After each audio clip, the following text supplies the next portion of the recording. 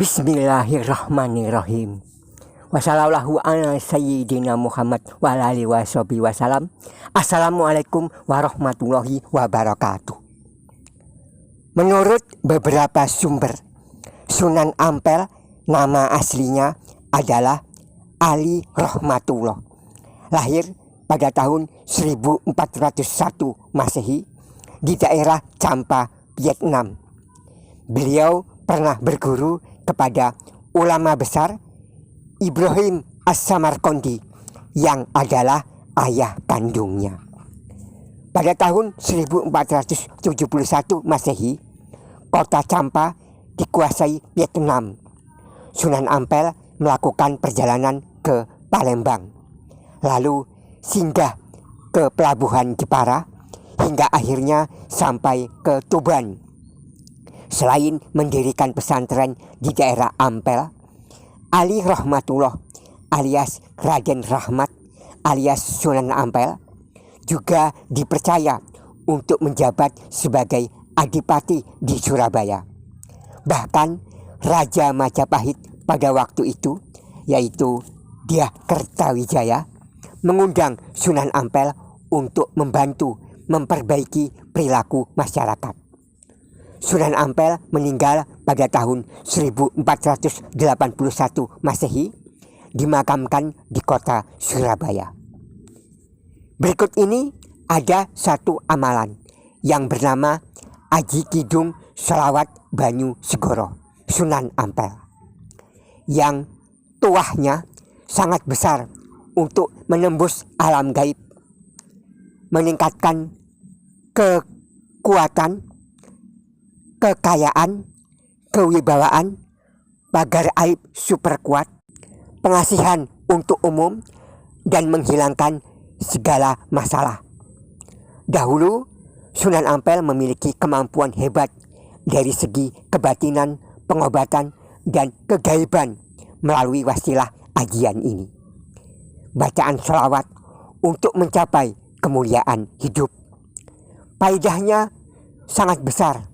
Yang pertama, untuk memperbesar rezeki, sehingga sejak dulu para pengamal sholawat ini tidak pernah ada yang jatuh miskin.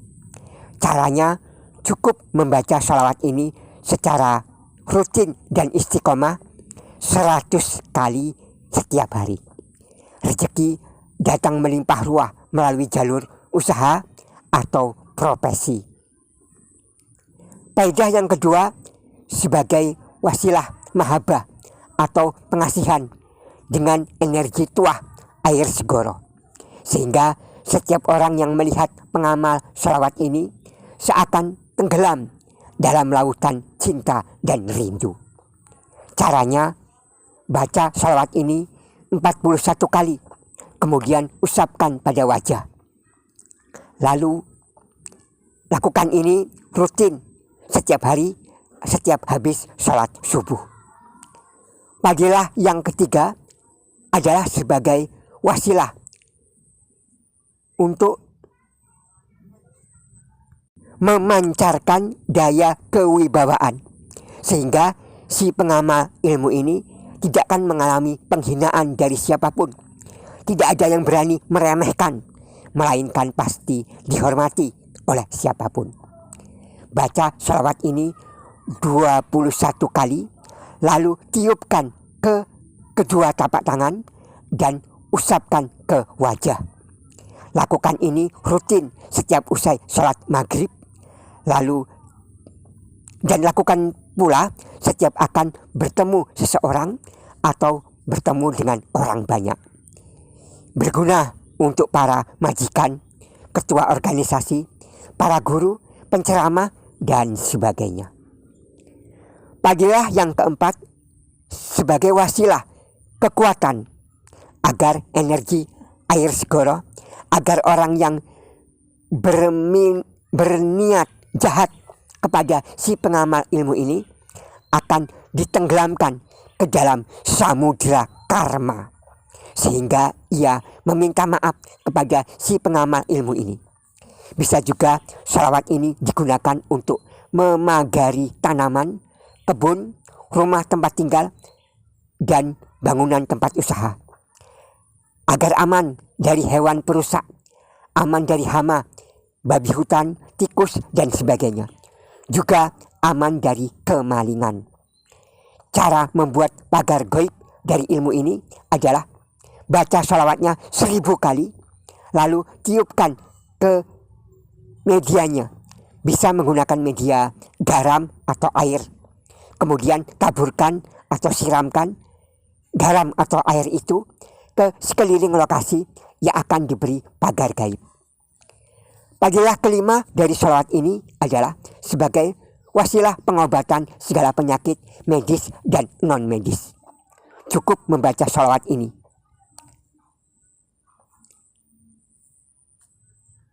Jika penyakitnya akibat sihir, si pasien akan melihat benda-benda asing kiriman keluar dari tubuhnya.